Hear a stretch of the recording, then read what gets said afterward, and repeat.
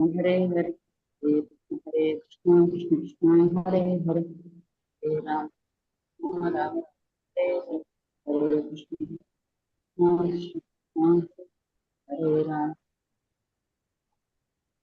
राम राम हरे हरे कृष्णा कृष्ण कृष्णा हरे हरे राम राम हरे कृष्ण कृष्ण कृष्ण हरे हरे हरे राम राम राम हरे हरे हरे कृष्ण कृष्ण कृष्ण हरे हरे हरे राम राम राम हरे हरे हरे कृष्ण कृष्ण कृष्ण हरे हरे हरे कृष्ण हरे राम हरे कृष्ण हरे कृष्ण മാതാജി ഹരേ കൃഷ്ണ മാതാജി ഹരേ കൃഷ്ണ. എല്ലാവരും video of ആണല്ലോ, ഒരാളും ഇല്ലല്ലോ.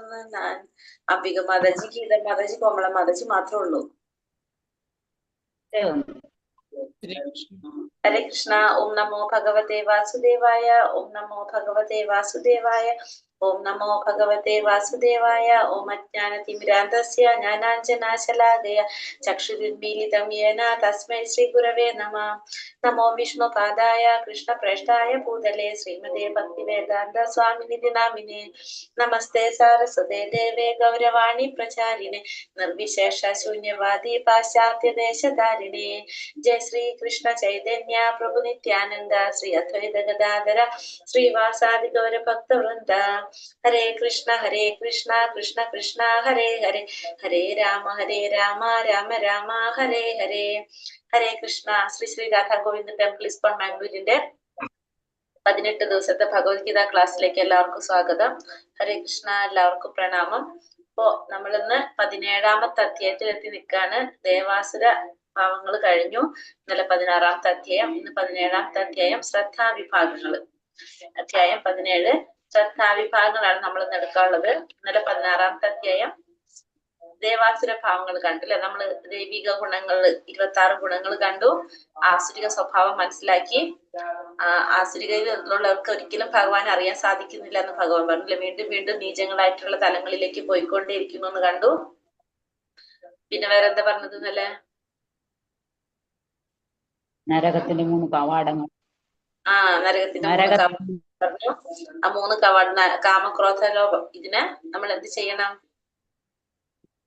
മറികടക്കണം എന്ന് പറഞ്ഞു. പിന്നെ വേറെ എന്താ പറഞ്ഞ?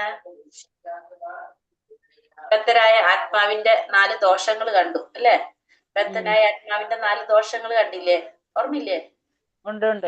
എന്തൊക്കെയാണോ? തെറ്റ് ചെയ്യാനുള്ള പ്രവണത, വഞ്ചന, വഞ്ചിക്കാനുള്ള പ്രവണത, ഇന്ദ്രിയങ്ങൾ അപൂർവമാണ്, മായയുടെ പ്രഭാവം, അധീനമാകുന്നു, മായയുടെ വശബദ്ധനാകും അല്ലെ. പിന്നെ നമ്മുടെ എല്ലാ പ്രശ്നങ്ങൾക്കും കാരണം എന്താണ്? നമ്മൾ അനുഭവിക്കുന്ന എല്ലാ ദുരിതങ്ങൾക്കും കാരണം ശാസ്ത്രബോധം ഇല്ലാത്തത് കാരണം, ശാസ്ത്രങ്ങളെ കുറിച്ചുള്ള അറിവില്ലാത്ത, അല്ലെങ്കിൽ അതിനെ അവഗണിക്കുന്നത് കൊണ്ടാണ് അല്ലെ. അതുകൊണ്ട് ഭഗവാനെ കുറിച്ചുള്ള അറിവില്ലായ്മയാണ് നമ്മുടെ എല്ലാ പ്രശ്നങ്ങൾക്കും കാരണം. അങ്ങനെയാണ് നമ്മുടെ 16ാമത്തെ അധ്യായം നമ്മൾ കണ്ടത്, ദേവാസുര ഭാവങ്ങൾ. ഇനി 17ാമത്തെ അധ്യായം ശ്രദ്ധാവിഭാഗങ്ങൾ. അധ്യായം 17 ശ്രദ്ധാവിഭാഗങ്ങളാണ് പറയുന്നത്. ഈ ശ്രദ്ധാവിഭാഗത്തില് ശ്രദ്ധ എന്ന് പറഞ്ഞാൽ എന്താണ്? വിശ്വാസം. വിശ്വാസത്തിനാണ് എന്ത് പറയുന്നത്? ശ്രദ്ധ എന്ന് പറയുന്നത്. ശ്രദ്ധ എന്ന് വെച്ചാല് വിശ്വാസം. നമ്മള് ഈ ജീവാത്മാവി ഭൗതിക പ്രപഞ്ചത്തിലേക്ക് വരുമ്പോൾ അതിനെ എന്ത് സ്വാധീനിക്കും? ഗുണങ്ങൾ സ്വാധീനിക്കും അല്ലെ. പ്രകൃതിയുടെ ത്രിഗുണങ്ങൾ അതിനെ സ്വാധീനിക്കും. ആ സ്വാധീനത്തിനനുസരിച്ച് നമ്മുടെ സ്വഭാവം രൂപീകരിക്കപ്പെടും. സ്വഭാവത്തിനനുസരിച്ച് നമ്മുടെ പ്രവർത്തികൾ വരും. അതിനനുസരിച്ച് തന്നെ നമ്മുടെ എന്തും വരും? വിശ്വാസം വരും. നമ്മുടെ സത്വഗുണം നമ്മളെ സ്വാധീനിച്ച നമ്മളെ വിശ്വാസം ആരിലായിരിക്കും വരുന്നത്? ദേവന്മാരിൽ നമ്മൾ വിശ്വസിക്കും. തമോ ഗുണം നമ്മളെ സ്വാധീനിച്ചാല് നമ്മൾ ദേവന്മാരിൽ വിശ്വസിക്കുമോ? ഇല്ല. നമ്മൾ എന്തെങ്കിലും ഭൂതപ്രേതാദികളിൽ വിശ്വസിക്കും. ഭൂതപ്രേതാദികളൊക്കെ നമ്മൾ ആരാധിക്കും. രജോ ഗുണം നമ്മളെ സ്വാധീനിച്ച നമ്മള് ആസുരിക സ്വഭാവത്തിലുള്ളവരെ നമ്മൾ ആരാധിക്കുക. അങ്ങനെയാണ് ഓരോ ഗുണം, ഏത് ഗുണമാണോ നമ്മളെ സ്വാധീനിക്കുന്നത് ആ ഗുണത്തിനനുസരിച്ച് നമ്മളിൽ എന്ത് വരും? ഈ സ്വഭാവ വിശ്വാസങ്ങളിലും നമ്മളെ സ്വഭാവം വരും, മാറ്റം വരും. ഏത് ഗുണമാണോ നമ്മളെ സ്വാധീനിച്ചിരിക്കുന്നത് അതനുസരിച്ച് നമ്മുടെ വിശ്വാസങ്ങളിലും നമുക്ക് മാറ്റം വരും. സത്വഗുണം സ്വാധീനിക്കുന്ന ഒരു വ്യക്തിയോട് സമോ ഗുണം സ്വാധീനിച്ചിരിക്കുന്ന ഒരു വ്യക്തിയോട് ഭഗവാനെ അല്ലെങ്കിൽ ദേവന്മാരെ ആരാധിക്കാൻ പറഞ്ഞാൽ അയാൾ ചെയ്യില്ല. കാരണം അയാളെ സ്വാധീനിച്ചിരിക്കുന്നത് ഏതാണ്? തമോ ഗുണാണ്. അയാൾക്ക് അതിനോടൊരു താല്പര്യം ഉണ്ടാവില്ല. ഈശ്വരൻ തന്നെ ഇല്ലാന്ന് വിചാരിക്കുള്ളൂ. ആര്? നമ്മൾ പറഞ്ഞില്ലേ, ആശ്രിക സ്വഭാവത്തിലുള്ളവരെ കുറിച്ച് നമ്മൾ പറഞ്ഞില്ലേ. അവര് ഇതൊന്നും ഇല്ലാന്ന് വിശ്വസിക്കുന്നവരോട് അതിൽ ആരാധിക്കാൻ പറഞ്ഞാൽ അവർ ചെയ്യോ? ഇല്ല. അപ്പൊ ഏത് ഗുണമാണോ നമ്മളെ സ്വാധീനിച്ചിരിക്കുന്നത് അതനുസരിച്ചാണ് നമ്മുടെ സ്വഭാവങ്ങളൊക്കെ വരുന്നത്, നമ്മുടെ വിശ്വാസം വരുന്നത് അതനുസരിച്ചാണ്. അതാണ് നമ്മുടെ ഈ അധ്യായത്തിൽ പറയുന്നത്. പിന്നെ നമ്മളെ ഭക്ഷണം, നമുക്ക് ഇപ്പൊ നമ്മൾ ഏത് ഗുണത്തിലാണ് നമുക്ക് കൺഫ്യൂഷൻ ഉണ്ടെങ്കിൽ ഇന്നത്തെ അധ്യായത്തോടുകൂടി നമുക്ക് ക്ലിയർ ആവും നമ്മൾ ഏത് ഗുണത്തിലാണെന്നുള്ളത്. ഇന്ന് 3 ഗുണത്തിലുള്ളവരുടെ ഭക്ഷണത്തെ കുറിച്ച് പറയുന്നുണ്ട്. 3 ഗുണത്തിലുള്ളവർ ചെയ്യുന്ന ദാനം, യജ്ഞം, തപസ്, ഇതാണ് മെയിൻ ആയിട്ട് ഇന്നത്തെ അധ്യായത്തിൽ പറയുന്നത്. അപ്പൊ നമ്മൾ ഏത് ഭക്ഷണമാണ് ഇഷ്ടപ്പെടുന്നത് അതനുസരിച്ച് നമുക്ക് അറിയാൻ പറ്റും നമ്മളിൽ ഏത് ഗുണമാണ് കൂടുതൽ നിൽക്കുന്നതെന്നുള്ളത് മനസ്സിലാക്കാനായിട്ട് സാധിക്കും. ഹരേ കൃഷ്ണ. അപ്പൊ ഇന്നത്തെ അധ്യായം 17 ശ്രദ്ധാവിഭാഗങ്ങൾ.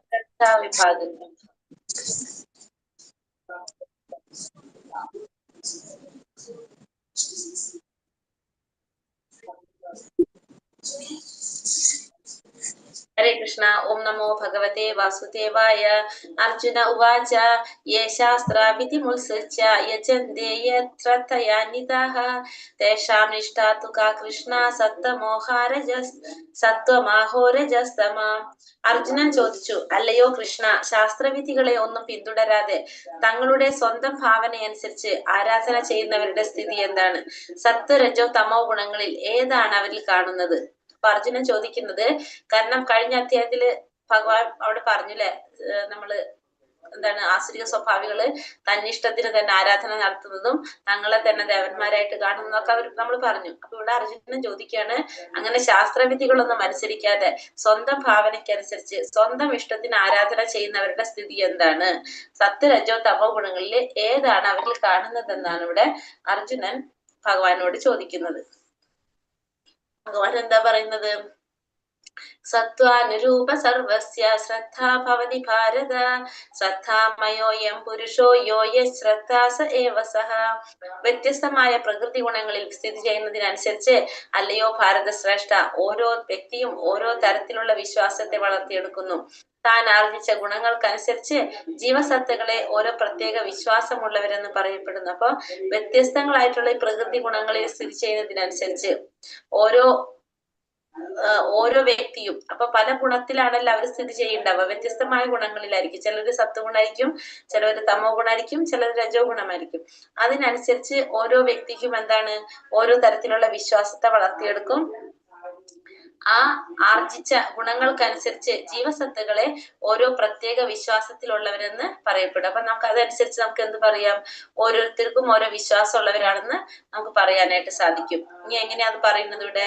യജന്തേ സ്വാത്വികാ ദേവാൻ യക്ഷ രക്ഷാസി രാജസ പ്രയതാൻ ഭൂതഗണാം ശന്യ യജന്തേ താമസാ ജനഃ. സ്വാത്വികരായ ജനങ്ങൾ ദേവന്മാരെയും രാജസ സ്വഭാവികൾ അസുരന്മാരെയും തമോ ഗുണപ്രധാനികൾ ഭൂതപ്രേതങ്ങളെയും ആരാധിക്കുന്നു. ഇവിടെ എന്താ പറഞ്ഞത്? സ്വാത്വികരായിട്ടുള്ള ജനങ്ങൾ ദേവന്മാരെ ആരാധിക്കുന്നു, രാജസ സ്വഭാവികൾ അസുരന്മാരെ ആരാധിക്കുന്നു, തമോ ഗുണപ്രധാനികള് ഭൂതപ്രേതാദികളെ ആരാധിക്കുന്നു. അപ്പൊ ഓരോരുത്തരും ഓരോരുത്തർ ആരാധിക്കുന്നതായിട്ട് പറയുന്നത്. അപ്പൊ സാത്വികരായിട്ടുള്ള ജനങ്ങളാണ് ആരെ ആരാധിക്കുന്നത്? ദേവന്മാരെ ആരാധിക്കുന്നത്. രാജസിക സ്വഭാവികള് അസുരന്മാരെ ആരാധിക്കുന്നു. തമോ ഗുണത്തിലുള്ളവര് ആരാധിക്കും? ഭൂതപ്രേതാദികളെ. അപ്പൊ ഭഗവാൻ ആരാധിക്കും? പരമാത്മാവിനെ. അവരാരാധിക്കും? സാത്വികര് ദേവന്മാരെയാണ് പറഞ്ഞിരിക്കുന്നത്. ദേവന്മാരും ഭഗവാൻ ഒന്നല്ലല്ലോ.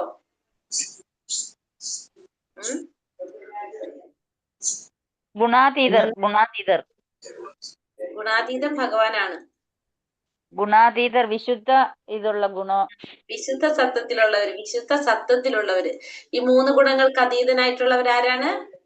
വിശുദ്ധ വിശുദ്ധ സത്യത്തിലുള്ളവര്, അതെ മാതാജി പറഞ്ഞു കറക്റ്റ് കേട്ടോ. വിശുദ്ധ സത്യത്തിലുള്ളവര്, ഈ 3 ഗുണങ്ങൾക്ക് അതീതരായവര്. അത് മാതാജി ഉദ്ദേശിച്ചത് അതാണ് അല്ലേ? ശരി കേട്ടോ, കറക്റ്റ് ആണ്. അപ്പൊ 3 ഗുണങ്ങൾക്ക് അതീതരായവര് വിശുദ്ധ സത്യത്തിലുള്ളവരാണ് ആരെ ആരാധിക്കുന്നത്?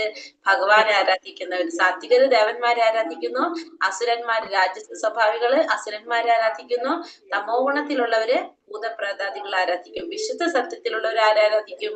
ഭഗവാനെ ആരാധിക്കും. ഇനി അടുത്തതിൽ എന്താ പറഞ്ഞത്? കാമം, ആസക്തി എന്നിവയുടെ പ്രേരിതരായി അഹംഭാവത്തോടു കൂടി സ്വന്തം ശരീരത്തിലെ മൂലകങ്ങളെ, ഭൗതിക ശരീരത്തിലെ ഭൗതിക മൂലകങ്ങളെയും ശരീരത്തിൽ കുടികൊള്ളുന്ന പരമാത്മാവിനെ തന്നെയും ദ്രോഹിച്ചുകൊണ്ട് ശാസ്ത്ര നിർദ്ദിഷ്ടമല്ലാത്ത കഠിന തപസ് അനുഷ്ഠിക്കുന്ന വ്യക്തികൾ അസുരന്മാരാണ്. ഇവിടെ പറയുന്നത് എന്താണ്? നമുക്ക് ആഗ്രഹങ്ങൾ കൊണ്ട് നമ്മൾ അതിന് പ്രേരിതനായിക്കൊണ്ട് അഹംഭാവത്തോടു കൂടി സ്വന്തം ശരീരത്തിന്റെ ഭൗതിക മൂലകങ്ങളെ, ശരീരത്തിൽ കുടികൊള്ളുന്ന പരമാത്മാവിനെ തന്നെ നമ്മൾ ശരീരത്തിന് ഉപദ്രവിച്ചുകൊണ്ട്, അല്ലെങ്കിൽ അതിലിരിക്കുന്ന പരമാത്മാവിനെ തന്നെയും ദ്രോഹിച്ചുകൊണ്ട് ശാസ്ത്രങ്ങൾക്ക് വിരുദ്ധമായിട്ട്, ശാസ്ത്ര നിഷിദ്ധമായ രീതിയിൽ കഠിന തപസ് അനുഷ്ഠിക്കുന്ന വ്യക്തികൾ ആരാണ്? ആസുരിക സ്വഭാവത്തിലുള്ളവരാണ്. ഈ തല കുഴിച്ചിടുക കാണുന്നില്ലേ? ഇങ്ങനെ ശരീരത്തിന് ക്ലേശങ്ങൾ ഉണ്ടാവുന്ന രീതിയിലുള്ള പ്രവൃത്തികൾ ചെയ്യുക. ഇത് ഒരിക്കലും ആരും അംഗീകരിക്കുന്നില്ല, ഭഗവാൻ ഇതിന് അനുകൂലിക്കുന്നില്ല. മരണം വരെ സംഭവിക്കാവുന്ന കാര്യങ്ങളാണ്. അപ്പൊ ഇത്തരത്തിലുള്ള പ്രവൃത്തികൾ ചെയ്യുന്നത് ആരാണ്? ചെയ്യുന്നത് വ്യക്തികൾ അസുരന്മാരാണെന്നാണ് ഭഗവാൻ പറയുന്നത്. ആഹാരസ്ത്വപി സർവസ്യ ത്രിവിധോ ഭവതി പ്രിയഃ യജ്ഞസ്തപസ്തഥാദാനം തേഷാം ഭേദാമിമം ശൃണു. മനുഷ്യർക്ക് ഭക്ഷണ വിഷയത്തിൽ പോലും ഇഷ്ടാനിഷ്ടങ്ങൾ ഭൗതിക പ്രകൃതി ഗുണങ്ങൾ അനുസരിച്ചായിരിക്കും. യജ്ഞം, ദാനം, തപസ് എന്നിവയുടെ കാര്യത്തിലും അങ്ങനെ തന്നെ. ഇവയുടെ വ്യത്യാസങ്ങളെ പറ്റി കേട്ടുകൊള്ളുക. അപ്പൊ ഇനി മനുഷ്യർക്ക് ഭക്ഷണ വിഷയത്തിലും എന്തുണ്ട്? ഈ ഇഷ്ടാനിഷ്ടങ്ങളുണ്ട്. ഭൗതിക പ്രകൃതിയുടെ ത്രിഗുണങ്ങൾ അനുസരിച്ച് ഭക്ഷണത്തിലും യജ്ഞം, ദാനം, തപസ് ഇവയുടെ കാര്യത്തിലൊക്കെ വ്യത്യാസങ്ങളുണ്ട്. ഇനി അതിനെ കുറിച്ചാണ് ഭഗവാൻ ഓരോന്നായിട്ട് പറഞ്ഞു തരുന്നത്. ആയു സത്വബലാരോഗ്യം സുഖ പ്രീതി വിവർധനഃ രസ്യാസ്നിഗ്ധാസിരാഹൃത്യ ആഹാര സ്വാത്വിക പ്രിയഃ.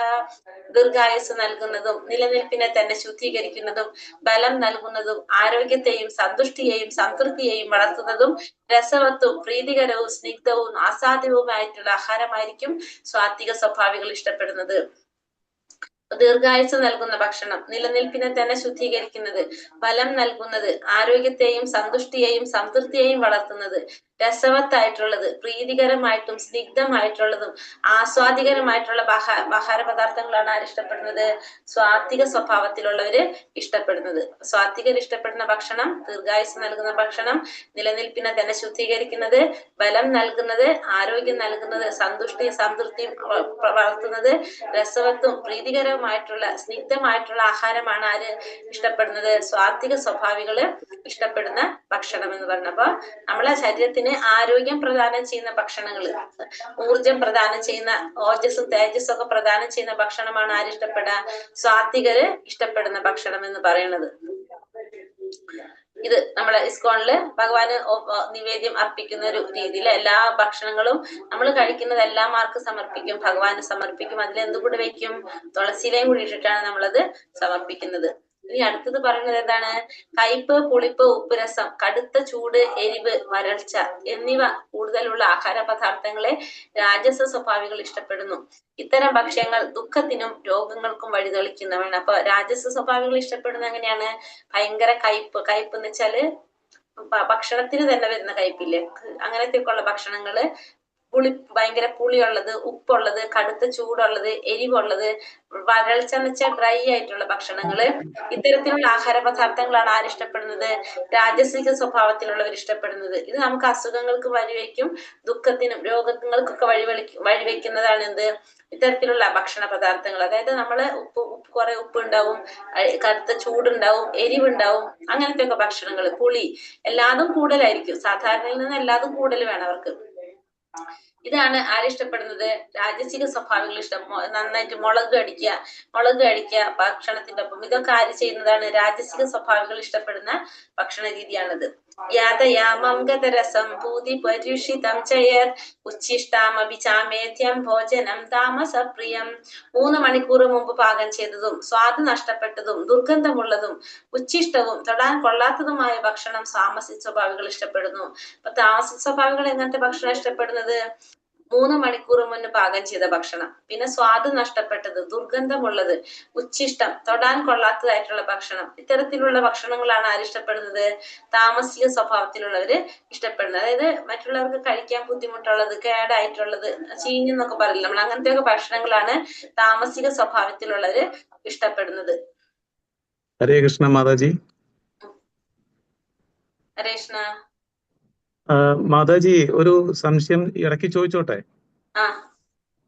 നമ്മൾ ഈ ത്രിഗുണങ്ങള് സ്വാധീനിക്കുന്നത് കൊണ്ടാണോ ഇങ്ങനെയുള്ള ഭക്ഷണങ്ങൾ കഴിക്കുന്നത്, അതോ നമ്മൾ കഴിക്കുന്ന ഭക്ഷണങ്ങൾ കാരണമാണോ ഗുണങ്ങൾ ഡെവലപ്പ് ആവുന്നത്?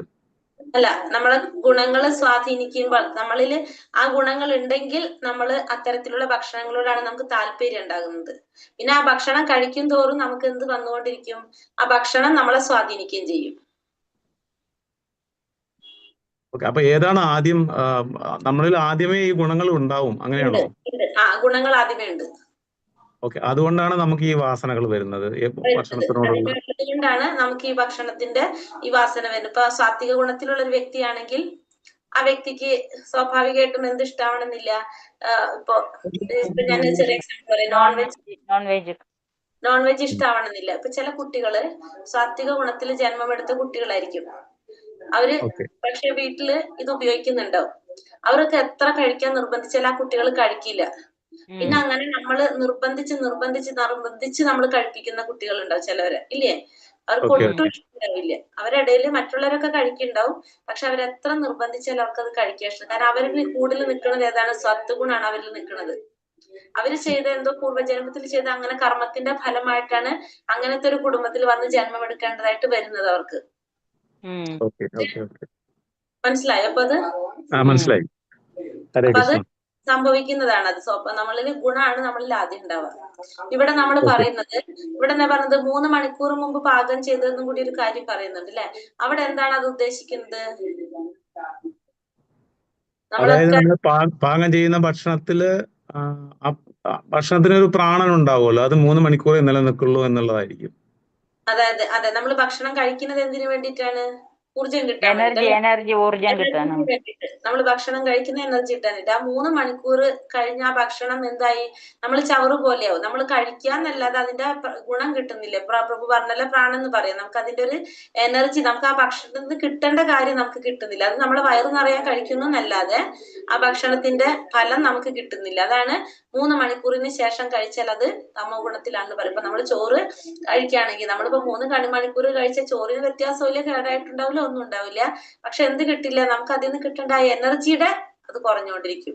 അപ്പൊ നമ്മൾ ആ കഴിക്കുന്നത് കൊണ്ട് എന്ത് കിട്ടുന്നില്ല? പ്രയോജനം ഉണ്ടാവുന്നില്ല. വെറുതെ വയറ് നിറയുന്നു എന്നല്ലാതെ ഫലം ഉണ്ടാവുന്നില്ല. അതാണ് അവിടെ ഉദ്ദേശിക്കുന്നത്. മനസ്സിലായല്ലോ അല്ലെ?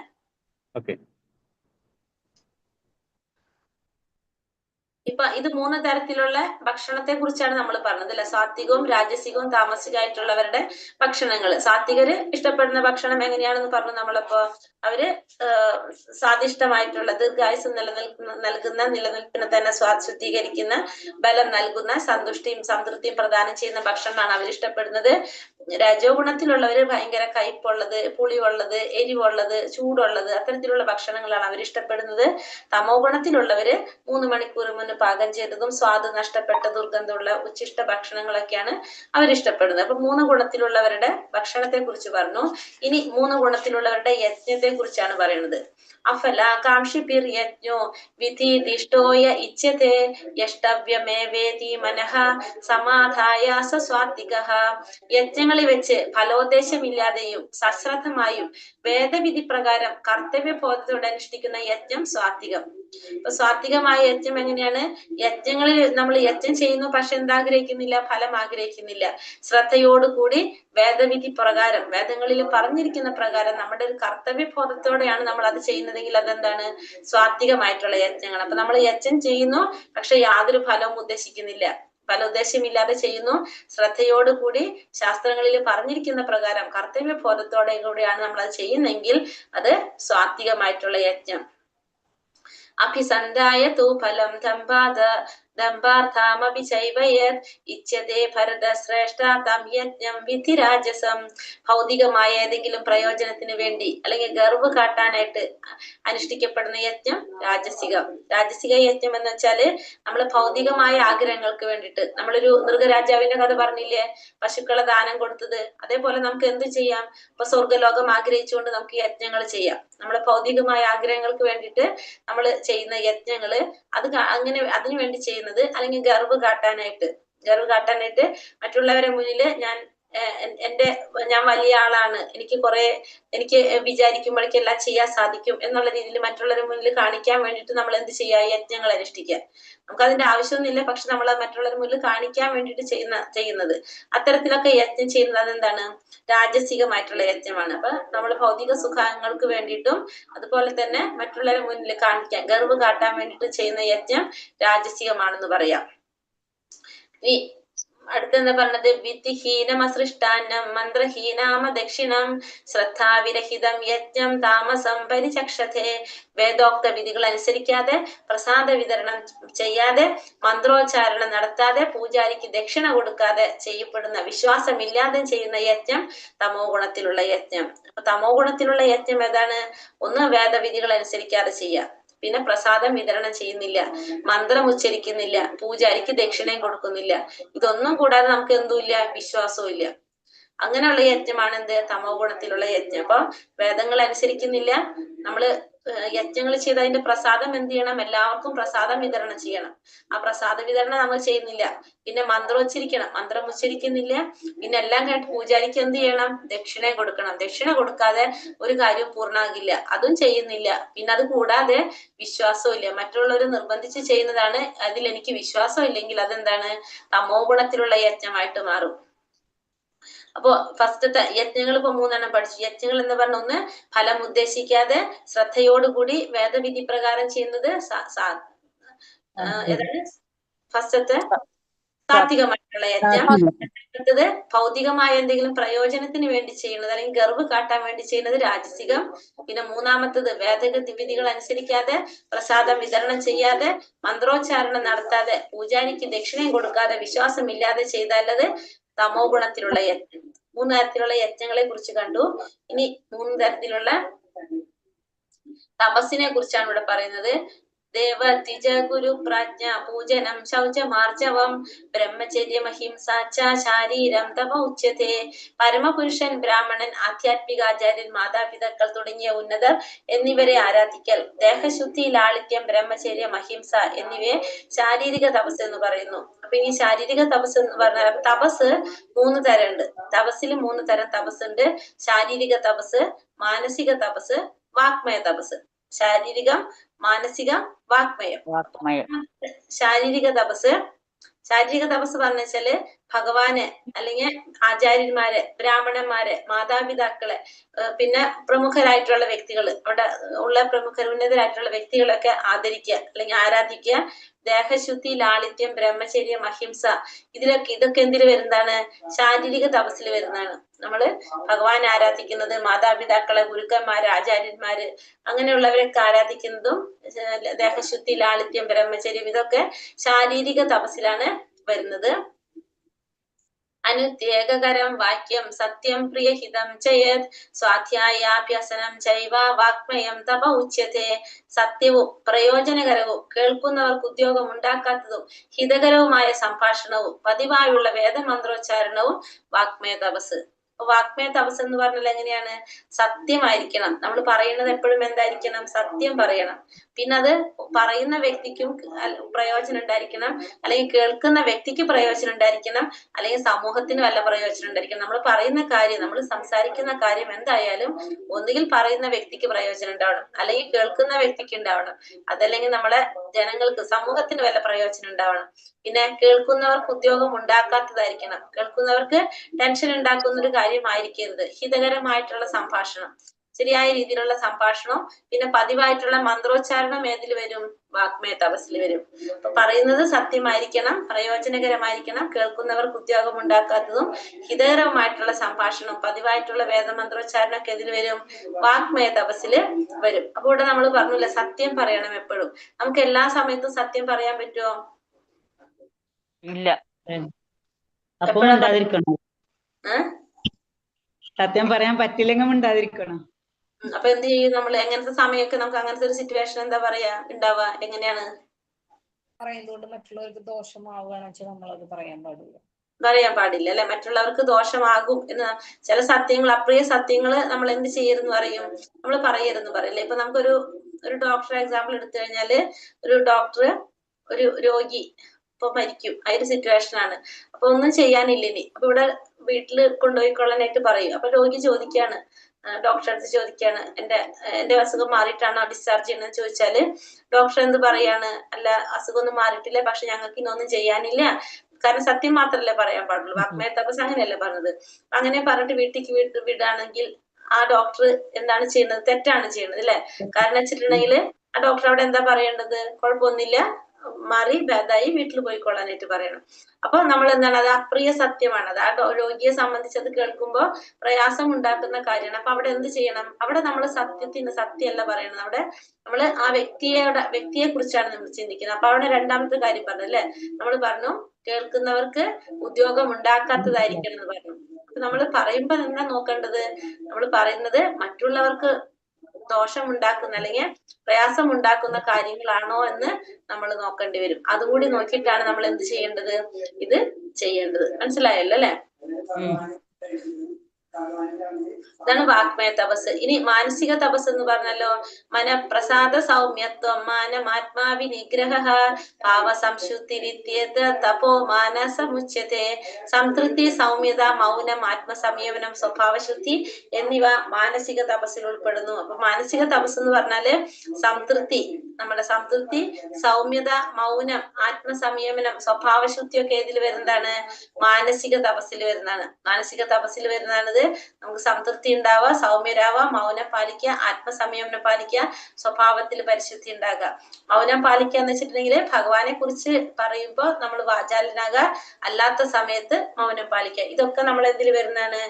മാനസിക തപസ്സിൽ. അത് ഇന്ദ്രിയ നിയന്ത്രണം, ഇന്ദ്രിയങ്ങളിലുള്ള വിരക്തിയൊക്കെ ഇതിൽ വരും?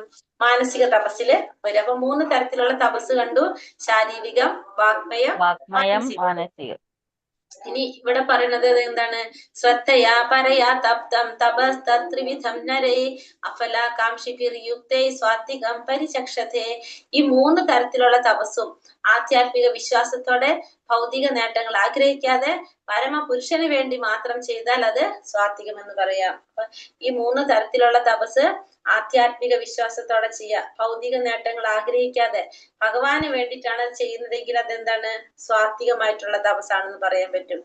അപ്പൊ ഈ തപസ് ചെയ്യുന്നത് സ്വാത്വികമായ രീതിയിൽ അല്ല, ഭഗവാന് വേണ്ടി മാത്രം അനുഷ്ഠിക്കുക, വിശ്വാസത്തോടു കൂടി ഭൗതികമായ നേട്ടങ്ങളൊന്നും ആഗ്രഹിക്കാതെ 3 തരം തപസ് ചെയ്താൽ അത് സാത്വികമായിട്ടുള്ളതെന്ന് പറയാനായിട്ട് സാധിക്കും. ഇനി ഇതെങ്ങനെയാ പറയണത്? സത്കാരമാന പൂജാർത്ഥം തപോധംഭേന ചൈവയത് ക്രിയതേ തദിഹ പ്രോക്തം രാജസം ചലമധ്രുവം. ബഹുമതി നേടാനായിട്ട്, ആരാധനയെ നേടാൻ വേണ്ടിയിട്ട് അഹങ്കാരം കൊണ്ട് ചെയ്യപ്പെടുന്ന തപസ് രാജസികം, ക്ഷണികവും അനിശ്ചിതവുമാണത്. അപ്പൊ ഇവിടെ ബഹുമതി കിട്ടാൻ വേണ്ടിയിട്ട് അല്ലെങ്കിൽ ആരാധന കിട്ടാൻ വേണ്ടിയിട്ട് അഹങ്കാരം കൊണ്ട് ചെയ്യപ്പെടുന്ന തപസ്സാണെന്ത്? രാജസികം എന്ന് പറയുന്നത്. മറ്റുള്ളവരെ ബഹുമതി പിടിച്ചു കിട്ടാൻ വേണ്ടി അല്ലെങ്കിൽ ആരാധന കിട്ടാൻ വേണ്ടിയിട്ട് നമ്മൾ ചെയ്യുന്ന തപസ് രാജസികമായിട്ടാണ്. അതെങ്ങനെയായിരിക്കും? ക്ഷണികവുമായിരിക്കും, അനിശ്ചിതവുമായിരിക്കും. മറ്റുള്ളവരെ മറ്റുള്ളവരിൽ നിന്ന് ബഹുമതി, ആരാധന നേടാൻ വേണ്ടി ചെയ്യുന്നതാണ് അല്ലെ? അപ്പൊ അതെങ്ങനെയായിരിക്കും? അത് ക്ഷണികവുമായിരിക്കും, അതുപോലെ തന്നെ അനിശ്ചിതമായിരിക്കും. അതായത് അവരൊക്കെ ആകർഷിക്കാൻ വേണ്ടിയിട്ടാണ് നമ്മൾ ഇത്തരത്തിലുള്ള തപസ്സുകളൊക്കെ ചെയ്യുന്നത്. അപ്പൊ അത് ക്ഷണികവുമായിരിക്കും, അനിശ്ചിതവുമായിരിക്കും. മൂഢോ ഗ്രാഹേണാത്മനോ യത് പീഠയാ ക്രിയതേ പ്രഭഃ പരസ്യോത്സാദനാർത്ഥം വാ തത്താമാ സമുദാഹൃതം. മൂഢബുദ്ധി മൂലം സ്വയം പീഡനം അനുഭവിച്ചോ അന്യരെ പരിക്കേൽപ്പിക്കാനോ നശിപ്പിക്കാനോ ഉദ്ദേശിച്ചിട്ട് ചെയ്യപ്പെടുന്ന തപസ് തമോ ഗുണത്തിലുള്ളതാണ്. അപ്പൊ നമ്മളെ മൂഢമായ ബുദ്ധി മൂലം ഒന്നുകിൽ സ്വയം പീഡനം അനുഭവിച്ചുകൊണ്ട് അല്ലെങ്കിൽ അന്യരെ പരിക്കേൽപ്പിക്കാൻ വേണ്ടിയിട്ട്, നശിപ്പിക്കാൻ വേണ്ടിയിട്ട് ചെയ്യുന്ന തപസ്സാണെന്ത്? തമോ ഗുണത്തിലുള്ള തപസ് എന്ന് പറയുന്നത്. മറ്റുള്ളവരെ ഉപദ്രവിക്കാൻ വേണ്ടിയിട്ട് അങ്ങനെ ചെയ്യുന്ന തപസ്സുകളാണ് എന്ത്?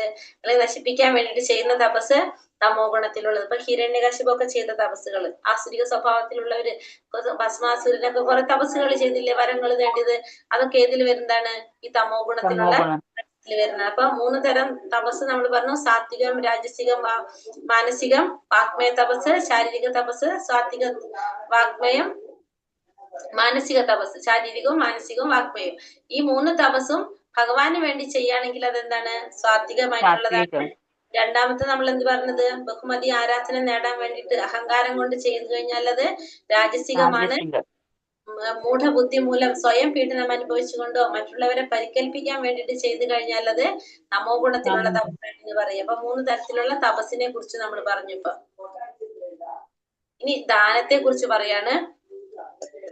ദാതവ്യാമിതി യഥാനം ദീയതേനോപകാരിണേ ദേശേ കാലേ ച പാത്രേ ച തഥാനം സ്വാത്വികം സ്മൃതം. കർത്തവ്യം എന്ന ബോധത്തോടെ പ്രതിഫലേച്ച കൂടാതെ ഉചിതമായ സ്ഥലത്ത് വെച്ച് വേണ്ടുന്ന കാലത്ത് അർഹിക്കുന്ന വ്യക്തിക്ക് ചെയ്യപ്പെടുന്ന ദാനം സ്വാത്വികം. സ്വാത്വിക ദാനം എന്താണ്? കർത്തവ്യം എന്ന ബോധത്തോടെ നമ്മുടെ ഒരു കർത്തവ്യമായിട്ട് ചെയ്യാം, പിന്നെ പ്രതിഫലം ആഗ്രഹിക്കാതെ ചെയ്യാം, ഉചിതമായ സ്ഥലത്ത് വെച്ചിട്ട് വേണ്ടുന്ന കാലത്ത് അർഹിക്കുന്ന വ്യക്തിക്ക് കൊടുക്കുന്ന ദാനമാണ് എന്ത്?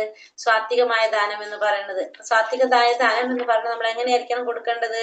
നമ്മള് പുണ്യസ്ഥലങ്ങളിൽ വെച്ചോ, സൂര്യഗ്രഹണ മുഹൂർത്തങ്ങളിലോ, മാസാന്ത്യത്തിലോ, വിശിഷ്ട ബ്രാഹ്മണർക്കോ വൈഷ്ണവർക്കോ ഒക്കെ ദാനം കൊടുത്തു കഴിഞ്ഞാൽ അതെന്താണ്? ശ്രേഷ്ഠമായ ദാനമാണെന്ന് പറയാനായിട്ട് സാധിക്കും. അർഹിക്കുന്ന വ്യക്തിക്ക് കൊടുക്കുന്ന ദാനമാണെന്ന് പറയാൻ സാധിക്കും. അങ്ങനെ കൊടുക്കുകയാണെങ്കിൽ അതെന്തായിട്ട് മാറും? സാത്വികമായിട്ടുള്ളതായിട്ട് മാറും. കന്യാദാനം. കന്യാദാനല്ല മകജി, ഇവിടെ പറയുന്നത് നമ്മൾ ദാനം കൊടുക്കുന്നതിനെ കുറിച്ച്. അതായത് നമ്മൾ അവർക്ക് എന്തെങ്കിലും പൈസ കൊടുക്കുന്നു, അങ്ങനെ എന്തെങ്കിലുമൊക്കെ കൊടുക്കില്ല, അതിനാ പറയുന്നത്. ദാനം കൊടുക്കുന്നത് അർഹിക്കുന്ന വ്യക്തിക്കായിരിക്കണം നമ്മൾ എന്ത് ചെയ്യേണ്ടത്? ദാനം കൊടുക്കേണ്ടതെന്ന് പറയാണ്. ഇവിടെ ഭഗവാൻ അവതരിച്ച സമയത്ത് നന്ദ മഹാരാജാവ് അവിടെ എല്ലാവർക്കും ദാനം കൊടുക്കുന്നത്, അതൊക്കെ എന്താണ്? സാത്വികമായിട്ടുള്ളതാണ്. യത്തു പ്രത്യുപകാരാർത്ഥം ഫലമുദ്ദേശ്യ വാ പുനഃ ദീയതേ ച പരിക്ലിഷ്ടം തഥാനം രാജസംസ്മൃതം. ഏതെങ്കിലും ഫലം ഉദ്ദേശിച്ചുകൊണ്ടോ പ്രത്യുപകാരം പ്രതീക്ഷിച്ചോ പൂർണ്ണമായ സമ്മതമില്ലാതെ നൽകപ്പെടുന്ന ദാനം രാജസികം. അപ്പൊ ഫലം ഉദ്ദേശിച്ചുകൊണ്ട്, പ്രത്യുപകാരം പ്രതീക്ഷിച്ചുകൊണ്ട് പൂർണ്ണ സമ്മതമില്ലാതെ നൽകപ്പെടുന്ന ദാനമാണ് എന്ത്? രാജസികമായിട്ടുള്ള ദാനം. അപ്പൊ പൂർണ്ണ ഫലം ഉദ്ദേശിച്ചുകൊണ്ട്, പ്രത്യുപകാരം പ്രതീക്ഷിച്ചുകൊണ്ട്, പൂർണ്ണ സമ്മതമില്ലാതെ ചെയ്യുന്നതാണ് എന്ത്? ചെയ്യുന്ന ദാനമാണ് രാജസികമായിട്ടുള്ള ദാനം എന്ന് പറയുന്നത്. അപ്പൊ ഫലം ഉദ്ദേശിച്ചുകൊണ്ട് ചെയ്യുന്ന, ഏതെങ്കിലും ഫലം ആഗ്രഹിക്കുന്നു, പ്രത്യുപകാരം പ്രതീക്ഷിക്കുന്നു, പിന്നെ പൂർണ്ണ സമ്മതവും ഇല്ല, അല്ലാണ്ട് നമ്മൾ ദാനം ചെയ്താൽ അതെന്താണ്? രാജസികമായിട്ടുള്ള ദാനം എന്ന് പറയാനായിട്ട് സാധിക്കും. അതായത് നമ്മൾ സ്വർഗരാജ്യത്തിലേക്ക് പോകണം എന്ന് വിചാരിച്ചുകൊണ്ട്, അപ്പൊ നമ്മൾ അങ്ങനത്തെ ഒരു ആഗ്രഹം മുന്നിൽ കണ്ടുകൊണ്ട് മറ്റുള്ളവർ പറയുന്ന അനുസരിച്ച് മനസ്സോടെ നമ്മൾ ദാനം കൊടുക്കാണ്. പക്ഷെ പ്രതീക്ഷ നമുക്ക് എന്താണ്? നമുക്ക് അതിന്റെ ഫലം നമ്മൾ ആഗ്രഹിക്കുന്നുണ്ട്. അത്തരത്തിലുള്ള ദാനമാണ് എന്ത് പറയുന്നത്? ഈ രണ്ടാമത്തെ രാജസിക ദാനം എന്ന് പറയുന്നത്. അപ്പൊ അവരെന്ത് ചിന്തിച്ചുകൊണ്ടിരിക്കും? ഇങ്ങനെ അതിന്റെ ഇത്രയും ധനം ഞാൻ ഇതിനു വേണ്ടി ചെലവാക്കിയാലോ എന്ന് ആലോചിച്ച് ഇങ്ങനെ വിഷമിച്ചുകൊണ്ടിരിക്കുക. അതൊക്കെ ഇതിൽ വരുന്നതാണ്? രാജസിക ദാനത്തില് വരുന്നതാണ്. ഇനി അടുത്തത് താമസികമായിട്ടുള്ള ദാനം. അദ്ദേശകാലയദാനം പാത്രേഭ്യശ്ച ഭീയതേ അസത്കൃതമവജ്ഞാതം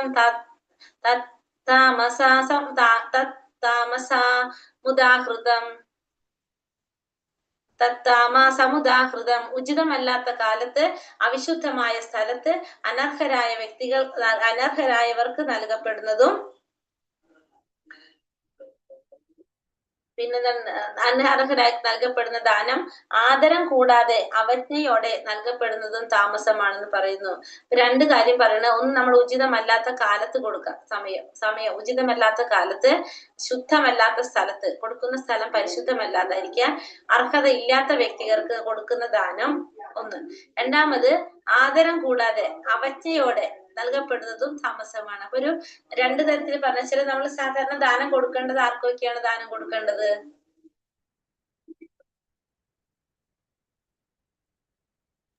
പോയോ? ആർക്കൊക്കെ ദാനം കൊടുക്കണ്ടേ? അർഹരായോ? അതാരാണ് അർഹരായവര്? കഷ്ടത്തിലിരിക്കുന്നവർ. അതെ, ബ്രാഹ്മണർക്ക്. പിന്നെ ഒരു കൂട്ടരും കൂടി പറയുന്നുണ്ടല്ലോ നമ്മള്, ബ്രാഹ്മണർക്കാണ് മെയിൻ ആയിട്ട്. പിന്നെ സന്യാസി, പരിത്യാഗ ജീവിതം സഹിക്കുന്നവർ, ഇവരൊക്കെ എന്തിനു വേണ്ടി പ്രവർത്തിക്കുന്നവരാണ്? നമ്മുടെ ക്ഷേമത്തിന് പ്രവർത്തിക്കുന്നവർ. ഇപ്പൊ ബ്രാഹ്മണർ, സന്യാസിമാരെന്ന് പറഞ്ഞാൽ നമ്മുടെ ക്ഷേമത്തിന് വേണ്ടി പ്രവർത്തിക്കുന്നവർ. നമ്മുടെ ക്ഷേമം എന്ന് വെച്ചാൽ ഏതാണ്? എന്താണ്? അറിവ് തരും നമുക്ക് നമ്മളെ സാക്ഷാത്കാരത്തിലേക്ക് എത്തിക്കുന്നത് അല്ലെ? ആ നമ്മുടെ സാക്ഷാത്കാരത്തിലേക്ക് എത്തിക്കാൻ വേണ്ടി പ്രവർത്തിക്കുന്ന ബ്രാഹ്മണരും പിന്നെ അതുപോലെ തന്നെ സന്യാസിമാരും, അവരാണ് ആര്? ശ്രേഷ്ഠ വ്യക്തികൾ എന്ന് പറയുന്നത്. എല്ലാവരും പറയാൻ പറ്റില്ല നമുക്ക്, പക്ഷെ ഇതിന് ഇപ്പോഴത്തെ നമുക്ക് പറയാനേ പറ്റില്ല ആരൊക്കെയാണെന്ന്. അപ്പൊ ഇതിനു വേണ്ടി നമ്മുടെ ക്ഷേമത്തിന് വേണ്ടി പ്രവർത്തിക്കുന്നവർക്കായിരിക്കണം നമ്മൾ എന്ത് ചെയ്യേണ്ടത്? ദാനം കൊടുക്കേണ്ടത്. എന്ന് പറയുന്നത് അർഹത അങ്ങനെയുള്ളവർക്ക് കൊടുക്കണം ദാനം. ഉചിതമായ കാലത്ത്, അല്ലാത്ത കാലത്ത്, അവിശുദ്ധമായ സ്ഥലത്തും അർഹത ഇല്ലാത്തവർക്ക് കൊടുക്കുന്ന ദാനവും ആദരം കൂടാതെ. അപ്പൊ നമ്മൾ പറഞ്ഞു ദാനം കൊടുക്കേണ്ടത് നമ്മൾ ആർക്ക് കൊടുക്കേണ്ടത്? ബ്രാഹ്മണന്മാർക്കാണ് കൊടുക്കേണ്ടത് പറഞ്ഞു. പിന്നെ നമ്മൾ കൊടുക്കുന്നത് എന്തിനു വേണ്ടിയിട്ടാണ് കൊടുക്കുന്നത്? ദാനം കൊടുക്കുന്നത് എന്തിനു വേണ്ടിയിട്ടാ?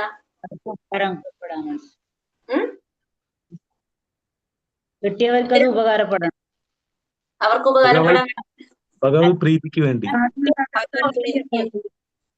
അതായത് നമുക്ക് സാക്ഷാത്കാരം നേടാൻ വേണ്ടി. നമ്മൾ ഇതൊക്കെ ചെയ്യുന്നത് എന്തിനു വേണ്ടിയിട്ടാ? നമ്മളെ സന്തോഷിപ്പിച്ചാലാണ് ആര് നമുക്ക് എന്ത് വരുന്നത്? നമ്മളെ ലക്ഷ്യം നമുക്ക് സാക്ഷാത്കാരം നേടാന്നുള്ളതാണ്, ആത്മസാക്ഷാത്കാരം നേടാന്നുള്ളതാണ് നമ്മുടെ ലക്ഷ്യം. ഭഗവാനെ സന്തോഷിപ്പിക്കുക, അതാണ് നമ്മൾ വിചാരിക്കുന്നത്. അപ്പോ ഇത്തരത്തിലുള്ള ദാനത്തിന്റെ ഒക്കെ നമുക്ക് കിട്ടുന്ന ഫലം എന്താണ്? അവിടെ നമുക്ക് സാക്ഷാത്കാരത്തിനുള്ള വഴികള് തെളിഞ്ഞു വരും, ഭഗവാനെ സന്തോഷിപ്പിച്ചുകൊണ്ടിരിക്കുമ്പോ നമ്മള്. പക്ഷേ ഇപ്പൊ നമ്മളിവിടെ രണ്ട് തരത്തില് ദാനം പറഞ്ഞു. ഒരു വ്യക്തിക്ക് നമ്മൾ ദാനം കൊടുത്തു, അത് അർഹതയുള്ള വ്യക്തിക്കാണ് കൊടുക്കുന്നത്. അവിശുദ്ധമായ സ്ഥലത്താണ് അനർഹരായവർക്ക് കൊടുത്തു കഴിഞ്ഞത്.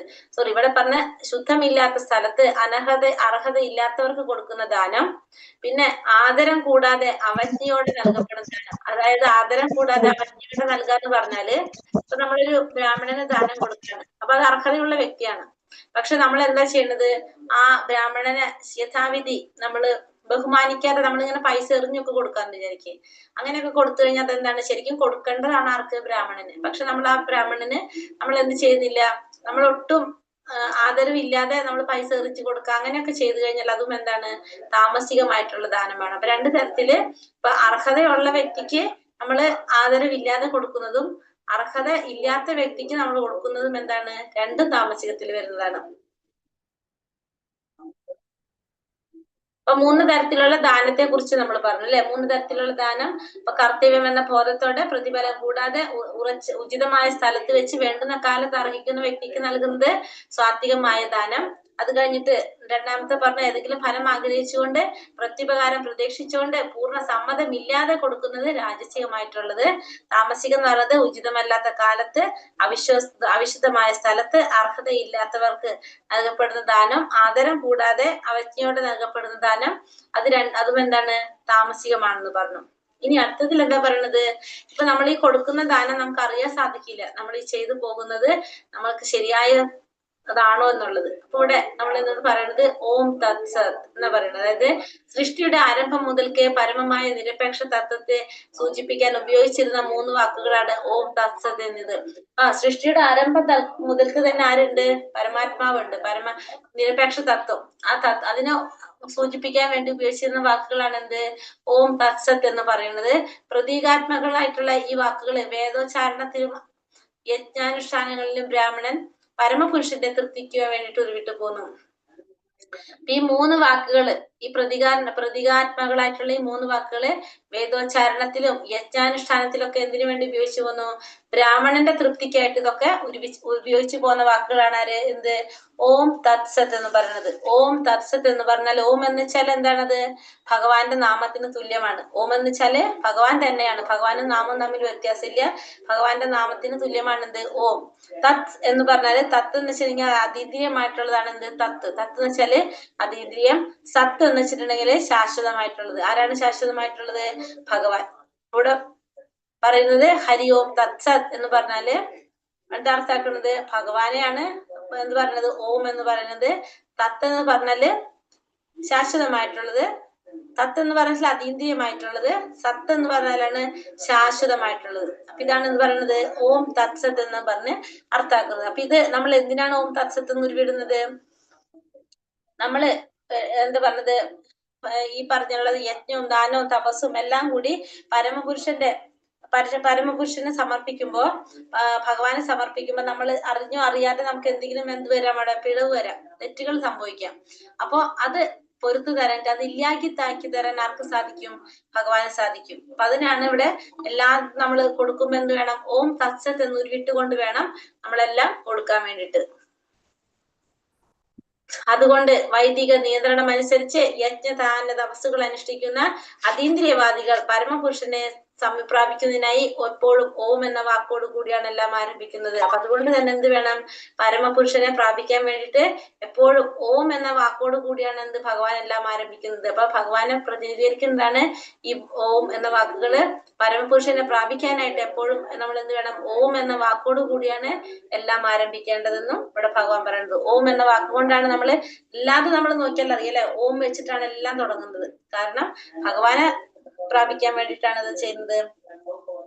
ഓം എന്ന് പറഞ്ഞുകൊണ്ട് എല്ലാം തുടങ്ങുന്നത്. തദിത്യാനഭിസന്ധായ ഫലം യജ്ഞാതപക്രിയഃ ദാനക്രിയാശ്ച വിവിധ ക്രിയന്തേ മോക്ഷകാംക്ഷിഭി. ഫലം ഉദ്ദേശ്യം കൂടാതെ അത് തത് എന്നനുസരിച്ച് കൊണ്ട് വേണം ഒരാൾ പലതരത്തിലുള്ള യജ്ഞങ്ങളും ദാനവും തപസ്സും ഒക്കെ ചെയ്യേണ്ടത്. അപ്പൊ ഇവിടെ ഫലം ആഗ്രഹിക്കാതെ നമ്മൾ എന്ത് ചെയ്യണം, ഫലോദ്ദേശം കൂടാതെ തത് എന്നുച്ചരിച്ചു കൊണ്ട് വേണം നമ്മൾ പലതരത്തിലുള്ള യജ്ഞങ്ങളും ദാനവും തപസ്സും ഒക്കെ ചെയ്യണമെങ്കിൽ നമ്മൾ എന്ത് വേണം, ഫലം ആഗ്രഹിക്കാതെ തന്നെ നമ്മൾ എന്ത് ചെയ്യണം, തത്ത് എന്ന് ഉച്ചരിക്കണം. അങ്ങനെ വേണം നമ്മള് യജ്ഞവും ദാനവും തപസ്സും ഒക്കെ ചെയ്യേണ്ടത്. ഭൗതിക ബന്ധനങ്ങളിൽ നിന്നുള്ള മുക്തിയാണ് അങ്ങനെയുള്ള ജീവിതത്തിന്റെ പ്രവർത്തന ഉദ്ദേശം. അപ്പൊ നമ്മളെ ഇതിന്റെ ഒക്കെ ലക്ഷ്യം എന്താണ്, ഭൗതിക ലോകങ്ങളിൽ നിന്നുള്ള ഭൗതിക ബന്ധനങ്ങളിൽ നിന്നുള്ള മുക്തിയാണ്.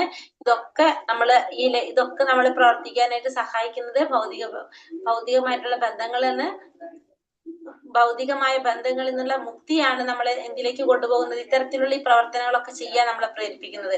ഇപ്പൊ യജ്ഞം ചെയ്യുന്നതും ദാനം ചെയ്യുന്നതും തപസ് ചെയ്യുന്നതും ഇതൊക്കെ നമ്മൾ എന്തിനാണ്, ഈ ഭൗതികമായിട്ടുള്ള ബന്ധങ്ങളിൽ നിന്ന് മോചനം വരുന്നത്. അതായത് നമ്മള് ആത്മസാക്ഷാത്കാരം നേടാന്നുള്ളതാണ് ഇതിന്റെ ഒക്കെ ഉദ്ദേശം. നിരപേക്ഷ തത്വമാണ് ഭക്തിപൂർവ്വം ചെയ്യപ്പെടുന്ന യജ്ഞത്തിന്റെ ലക്ഷ്യം. സത്ത് എന്ന വാക്ക് അതിനെ സൂചിപ്പിക്കുന്നു. അപ്പൊ നിരപേക്ഷ സത്യം, പരമമായിട്ടുള്ള പരമാത്മാവാണ്. എല്ലാ യജ്ഞത്തിന്റെ ലക്ഷ്യമാരാണ്, ഭഗവാനാണ്, പരമാസ്വാദകനാണ് ഭഗവാൻ. സത്ത് എന്ന വാക്ക് അതിനെ സൂചിപ്പിക്കുന്നു. ഈ വിധത്തിലുള്ള യജ്ഞം അനുഷ്ഠിച്ചവനെയും സത്ത് എന്ന് പറയും. അപ്പൊ ഈ വിധത്തില് യജ്ഞം അനുഷ്ഠിച്ചവരെ നമ്മൾ എന്ന് പറയും, സത്ത് എന്ന് പറയും. അപ്പൊ നിരപേക്ഷ സ്വഭാവം അനുസരിച്ച് മറ്റു പ്രവർത്തികളെ പോലെ യജ്ഞദാന തപോകർമ്മങ്ങൾ ഭഗവത് പ്രസാദത്തിന് വേണ്ടി ചെയ്യപ്പെടുന്നവയാണല്ലോ. അപ്പൊ നമ്മള് ഇവിടെ എന്താ പറഞ്ഞത്, നിരപേക്ഷ സ്വഭാവത്തിനനുസരിച്ച് നമ്മൾ എല്ലാ പ്രവർത്തികളും ചെയ്യുന്നത് ആർക്ക് വേണ്ടിയിട്ടാണ്, ഭഗവാനെ സന്തോഷിപ്പിക്കാൻ വേണ്ടിയിട്ടാണ് നമ്മളെല്ലാം ചെയ്യുന്നത്. യജ്ഞം ചെയ്യുമ്പോഴും ദാനം ചെയ്യുമ്പോഴും തപസ് ചെയ്യുമ്പോഴും എല്ലാം നമ്മൾ എന്തിനു വേണ്ടി ചെയ്യുന്നത്, ഭഗവത് പ്രസാദത്തിന് വേണ്ടിയിട്ട്, ഭഗവാന്റെ പ്രസാദത്തിന് വേണ്ടിയിട്ടാണ് നമ്മൾ ഈ പറഞ്ഞിട്ടുള്ള എല്ലാ കാര്യങ്ങളും നമ്മൾ ചെയ്യുന്നു വരുന്നത്. അശ്രദ്ധയാഹുതം ദത്തം തപസ്തപ്തം കൃതം ചെയ്യത് അസിദിത്യുച്യതേ പ്രാർത്ഥന തത്പ്രേത്യ നോഹ്യ. പരമപുരുഷൽ വിശ്വാസം ഇല്ല കൂടാതെ ചെയ്യപ്പെടുന്ന യജ്ഞവും ദാനം തപസ്സും അസത് എന്ന് പറയപ്പെടുന്നു. ഇപ്പൊ പരമപുരുഷനിൽ വിശ്വാസമില്ലാതെ, ഭഗവാന്റെ പൂർണ്ണ വിശ്വാസമില്ലാതെ ചെയ്യപ്പെടുന്ന യജ്ഞമായാലും ദാനമായാലും തപസ്സായാലും അത് എന്നറിയപ്പെടും, അസത്ത് എന്ന് പറയപ്പെടും. അസത് എന്ന് പറയും. ക്ഷണികങ്ങളായ കർമ്മങ്ങൾ ഇഹലോകത്തിലും പരലോകത്തിലും നിഷ്പ്രയോജനങ്ങളാണ്. എവിടെയായാലും നമുക്ക് എന്താണത്, നിഷ്പ്രയോജനങ്ങളാണെന്നാണ് ഭഗവാൻ പറയുന്നത്. ഇവിടെ നമ്മൾ എന്ത് ചെയ്യണം, പരമപുരുഷനിലെ വിശ്വാസം കൂടാതെ ചെയ്യുന്ന യജ്ഞം ദാനം തപസ് അതൊക്കെ അസത്ത് എന്നറിയപ്പെടും. നമ്മൾ എവിടെയൊക്കെ എപ്പോഴൊക്കെ കർമ്മം ചെയ്യുമ്പോഴും ഭഗവാനിൽ വിശ്വാസം ഇല്ലാതെ നമ്മൾ ചെയ്യുകയാണെങ്കിൽ അതെന്താണ്, ഇഹലോകത്തിലായാലും പരലോകത്തിലായാലും ആ കർമ്മം കൊണ്ട് യാതൊരു പ്രയോജനം ഉണ്ടാവില്ല എന്ന് ഭഗവാനോട് പറഞ്ഞിരുന്നത്. ഹരേ കൃഷ്ണ കൃഷ്ണ കൃഷ്ണ ഹരേ ഹരേ, ഹരേ രാമ രാമ രാമ ഹരേ ഹരേ. കൃപാ സിന്ധുഭ്യഃ ച പതിതാനാം പാവനേഭ്യോ വൈഷ്ണവേഭ്യോ നമോ നമഃ. അനന്ത കോടി വൈഷ്ണവൃന്ദ की जय, श्रील प्रभुपाद की जय, गुरुदेव की जय, निताय गौर प्रेमानंदे, हरि हरि बोल. हरे कृष्णा.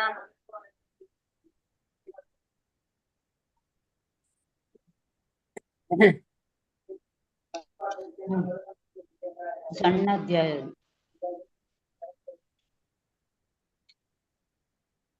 17-ാമത്തില് ഭഗവാൻ എന്നോട് അർജുനൻ ചോദിക്കുന്ന ചോദ്യം എന്താണ്?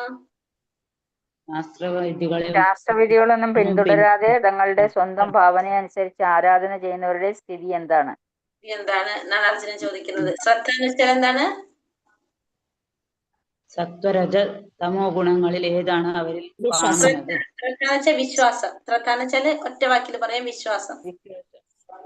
4-ാമത്തെ ശ്ലോകത്തിൽ എന്താ പറയുന്നത്? സാത്വികമായ ആളുകൾ ദേവന്മാരെയും രാജ്യസഭാവികൾ അസുരന്മാരെയും താമസ സ്വഭാവികൾ ഭൂതപ്രേതങ്ങളെയും ആരാധിക്കുന്നു. ഓരോ ഗുണത്തിലുള്ളവരുടെ ഭക്ഷണശീലങ്ങൾ ഏതൊക്കെ പറഞ്ഞത്? സത്വഗുണ ദീർഘായുസ് നിലനിൽക്കുന്നതിന് അസ്വാദ്യകരം സ്നിഗ്ധമായിട്ടുള്ളതും രസവത്തായിട്ടുള്ളതും സന്തുഷ്ടിയും സംതൃപ്തിയും നൽകുന്ന സന്തുഷ്ടിയും സംതൃപ്തിയും പ്രദാനം ചെയ്യുന്ന ഓജസ്സും തേജസ്സും നൽകുന്ന രസകരമായിട്ടുള്ള സ്നിഗ്ധമായിട്ടുള്ള പ്രീതികരമായിട്ടുള്ള ഭക്ഷണമാണ് ആര് ഇഷ്ടപ്പെടുന്നത്? സ്വാത്വികർ ഇഷ്ടപ്പെടുന്നത്. രാജസിക സ്വഭാവികളോ? കയ്പ്, പുളിപ്പ്, ഉപ്പുരസം, ചൂട്, എരിവ്, വരൾച്ച കൂടുതലുള്ള ഭക്ഷണം രാജസ സ്വഭാവികൾ ഇഷ്ടപ്പെടുന്നു. പിന്നെ താമസിക സ്വഭാവികൾ ഇഷ്ടപ്പെടുന്നതോ? 3 മണിക്കൂർ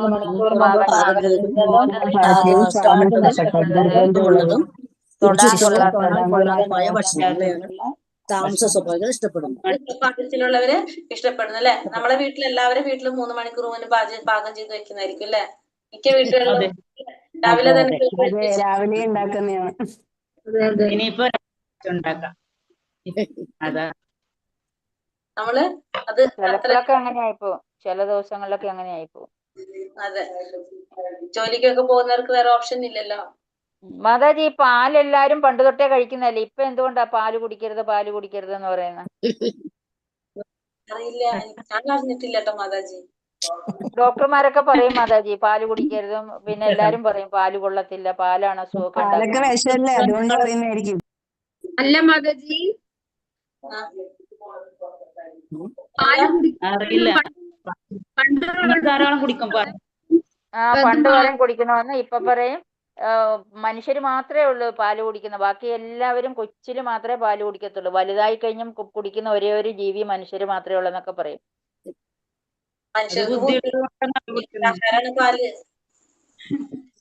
സമീകൃതാഹാരല്ലേ പാല്? അതെ, അങ്ങനെയാണ് പറയണത്. പക്ഷെ ഇപ്പൊ പറയുന്ന സമീകൃതം അല്ലെന്ന്. മാതാജി, പാലില് കൊളസ്ട്രോൾ കൂടുതലാ. അല്ല മാതാജി, അത് എനിക്ക് തോന്നുന്നത് അത് എല്ലാവർക്കും ബാധകമല്ല. അത് ആയുർവേദ പ്രകാരം ചില പ്രകൃതിക്കാർക്ക് മാത്രമാണ് അത് പറയുന്നത്. വാതപിത്ത കഫം ഇംബാലൻസ് ആയി നിൽക്കുന്നുണ്ടല്ലോ. അപ്പൊ അതില് ചില ആയുർവേദ ഡോക്ടർമാര് ചിലരോട് പറയാറുണ്ട്, അത് പ്രത്യേകിച്ചും അതെ പിത്തപ്രകൃതിയൊക്കെ കൂടുതൽ നിൽക്കുകയാണെങ്കിൽ അവരോട് പാല് തൈര് ഉപയോഗിക്കേണ്ടെന്ന് പറയുന്നു. അതെ, സാധാരണ നമ്മൾ പാല് കുടിക്കേണ്ടി വരും. കാരണം നമ്മള് ഇപ്പൊ നോൺ വെജ് ഒക്കെ നിർത്തി കഴിഞ്ഞാൽ നമുക്ക് ഒരു അനിമൽ ഫാക്ട് കിട്ടണമെങ്കിൽ നമുക്ക് എന്ത് വേണം? പാല്, തൈര് ഉൽപ്പന്നങ്ങളൊക്കെ നമ്മൾ കഴിക്കണം ശരിക്കും പറഞ്ഞു കഴിഞ്ഞാൽ. അങ്ങനെയാണ് പറയാ. പാലെന്ന് വെച്ചാൽ സമീകൃതാഹാരം കൂടിയാണ്. നമുക്ക് വേണ്ടിയിട്ടാണ് ഭഗവാൻ ഈ പാല് തന്നിരിക്കുന്നത്. നമ്മൾ അടുത്ത പുസ്തകത്തിൽ പഠിക്കും അതൊക്കെ. അവർക്കപ്പൊ അത് പറഞ്ഞു കൊടുക്കേണ്ടി വരും. പിന്നെ ഈ പറഞ്ഞ പോലെ, പ്രഭു പറഞ്ഞ പോലെ നമ്മുടെ ശരീരത്തിനനുസരിച്ച് നമ്മൾ ചില ഭക്ഷണങ്ങൾ നോൺ വെജ് കഴിക്കേണ്ടെന്ന് പറഞ്ഞിട്ട് അത് നിർത്തുന്നുണ്ട്. എന്നിട്ട് ആരെങ്കിലും പക്ഷിപ്പനി വരുന്നെന്ന് അറിയും, നോൺ വെജ് കഴിക്കരുതെന്ന് അറിയും, അപ്പോഴെന്ത് ചെയ്യും? വില കുറവാന്ന് പറഞ്ഞിട്ട് ഏറ്റവും കൂടുതൽ ആ സമയത്ത് നമ്മൾ അത് തന്നെ മേടിക്കും അല്ലെ. അതൊന്നും കേൾക്കൂല നമ്മള്, ഇത് മാത്രം കേൾക്കും നമ്മൾ അല്ലെ ചിലത്. മാതാജി, ഇവിടെ ശ്രദ്ധ എന്നാൽ എന്താണെന്ന് പറഞ്ഞില്ല, അതൊന്നും കൂടി പറയുമോ? എനിക്ക് അത് അപ്പോ കുറച്ച് കേട്ടിരുന്നില്ല. വിശ്വാസം. ഓക്കെ, ദൃഢമായ വിശ്വാസം അല്ലേ മാതാജി ഇത്? ദൃഢമായ വിശ്വാസം എന്നല്ലേ അതിന്റെ അർത്ഥം? എന്തെന്ന്? ദൃഢമായ വിശ്വാസം എന്നല്ലേ അത്? അതായത് ഏതൊരു സാഹചര്യത്തിലും ഭഗവാൻ നമ്മളെ വിശ്വാസം എന്ന് വെച്ചാൽ, ഇവിടെ ശ്രദ്ധ എന്ന് വെച്ചാൽ വിശ്വാസം എന്ന് മാത്രമേ ഉള്ളൂ. പക്ഷെ ആ വിശ്വാസം എന്ന് പറയുന്നത് കറക്റ്റ് ആയിട്ട് ഇങ്ങനെയാണ്: ഏതൊരു സാഹചര്യത്തിലും നമ്മൾ ഭഗവാനിൽ വിശ്വസിച്ചാൽ ഭഗവാൻ നമ്മളെ കൂടെ ഉണ്ടാവും എന്നുള്ളൊരു വിശ്വാസം. അതാണ് ശരിക്കും വിശ്വാസം പറയുന്നത്. ഇവിടെ പറയുന്ന ശ്രദ്ധ വിശ്വാസം എന്ന് പറഞ്ഞാല് ഓരോ ഗുണത്തിലുള്ളവർക്ക് ഓരോ വിശ്വാസങ്ങൾ ഉണ്ടാവുന്ന അർത്ഥത്തില്. ഓരോ വിഭാഗത്തിലുള്ളവർക്ക് ശ്രദ്ധാ വിഭാഗങ്ങൾ വെച്ചാല് വിഭാഗങ്ങളുടെ അനുസരിച്ച് ഓരോ വിഭാഗത്തിലുള്ളവരനുസരിച്ച് ഓരോ വിശ്വാസം ഉണ്ടാകുന്നു എന്നാണ് അവിടെ അർത്ഥാക്കണത് കേട്ടോ. അപ്പൊ നമ്മള് ഭക്ഷണശീല അല്ലേ പറഞ്ഞത്. ഗുണത്തിലുള്ളവര് 3 നമ്മള് ഇനി അടുത്തത് യജ്ഞം. ഓരോ ഗുണത്തിലുള്ളവരുടെ യജ്ഞം എങ്ങനെയാണ്? വേദവിധി പ്രകാരം കർത്തവ്യ ബോധത്തോടെ അനുഷ്ഠിക്കുന്നത് സാത്വിക യജ്ഞം. സാത്വികമായിട്ടുള്ള യജ്ഞം. മാതാജി, അവിടെ നമ്മൾ യജ്ഞം ചെയ്യുമ്പോ ഒരു സങ്കല്പം എടുക്കത്തില്ല, അതും ഫലവും അത് രണ്ടും ഒന്ന് തന്നെയാ. എപ്പൊ പറഞ്ഞല്ലേ, ഞാൻ ഇതൊന്ന് കഴിഞ്ഞോട്ടെ എന്നിട്ട് നമുക്ക് വഴി അതിലേക്ക് വരാം. ഓക്കെ. രണ്ടാമത്തത് സാത്വികം കഴിഞ്ഞാൽ രാജസികം. ഭൗതികമായ പ്രയോജനത്തിന് അതെ, നമ്മള് ഫലം ആഗ്രഹിച്ചുകൊണ്ട് ഗർവ് കാട്ടാൻ ചെയ്താല് രാജസികം. താമസികം വേദോക്ത വിധികൾ അനുസരിച്ച് പ്രസാദ വിതരണം, മന്ത്രോച്ചാരണം,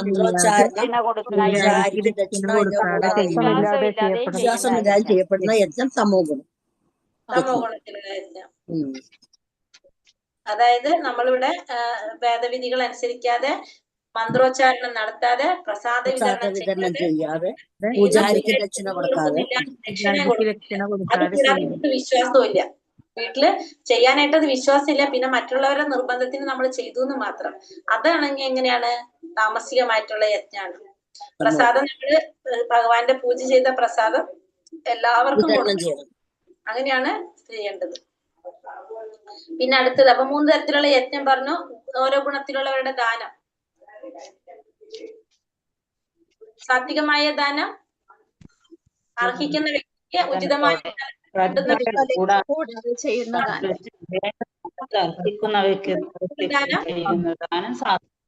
രാജസികം ഫലമുദ്ദേശിച്ചുകൊണ്ട് പ്രത്യുപകാരം പ്രതീക്ഷ ചെയ്യുന്ന ദാനം. രാജസം. താമസികം നമ്മള് ഉചിതമല്ലാത്ത കാലത്ത് അവിശുദ്ധ സ്ഥലത്ത് കൊടുക്കുന്നത്, ആദരം കൂടാതെ കൊടുക്കുന്നത്. ആദരം കൂടെ 2 തരത്തിലുള്ളത്. 2 കാര്യം പറയുന്നുണ്ട് അതില്. ഒന്ന്, ഉചിതമായ വ്യക്തിക്ക് ആദരമില്ലാതെ കൊടുക്കുക. അതായത് ഒരു ബ്രാഹ്മണൻ ദാനം പേടിക്കേണ്ട വ്യക്തിയാണ് അല്ലെ, ദാനം കൊടുക്കേണ്ട വ്യക്തിയാണ് നമ്മള്. ആ വ്യക്തിയെ നമ്മൾ ബഹുമാനിക്കാതെ കൊടുക്കുന്നതും, പിന്നെ നമ്മള് ഉചിതമല്ലാത്ത വ്യക്തിക്ക് കൊടുക്കുന്ന ദാനവും എന്താണ്? താമസികാണ് വരുന്നത്. നമുക്ക് പറയാം, ഇതൊന്ന് കഴിഞ്ഞിട്ട് നമുക്ക് പറയാം അത് എന്താണെന്നുള്ളത്. ഓരോ ഗുണത്തിലുള്ളവരുടെ തപസ്. 3 തരം തപസ് നമ്മൾ പറഞ്ഞു. ശാരീരിക തപസ്, വാങ്മയ, മാനസിക. ഈ 3 തരം തപസ്സും സാത്വികത്തോടു കൂടി ചെയ്യാണ്. ഫലം ആഗ്രഹിക്കാതെ ചെയ്യുകയാണെങ്കിൽ, ഭഗവാന് വേണ്ടി ചെയ്യുകയാണെങ്കിൽ അതെന്താണ്? സാത്വികമാണ്. പിന്നെ രാജസികം ബഹുമതി ആരാധന നേടാൻ അഹങ്കാരം കൊണ്ടോ ചെയ്യപ്പെടുന്ന രാജസമാണ്. രാജസികം. താമസികം മറ്റുള്ളവരെ മറ്റുള്ളവരെ നശിപ്പിക്കാനോ വേണ്ടി മൂലം സ്വയം അന്യരെ പരിക്കേൽപ്പിക്കുന്നത് തമോ ഗുണത്തിലുള്ള അല്ലെ. ഭസ്മാസുരൻ വരം മേടിച്ചു, എന്നിട്ട് ആരിൽ തന്നെ പരീക്ഷിക്കാൻ നോക്കിയത്? മഹാദേവനിൽ തന്നെ അല്ലെ. അതേപോലെ തന്നെ ഹിരണ്യകശിപു ഇവരൊക്കെ എന്താണ്? അങ്ങനത്തെവരാണ്. അതൊക്കെ താമസികത്തിൽ വരുന്നതാണ്. ഓം തത്സത്ത് എന്തിനെ സൂചിപ്പിക്കുന്നു?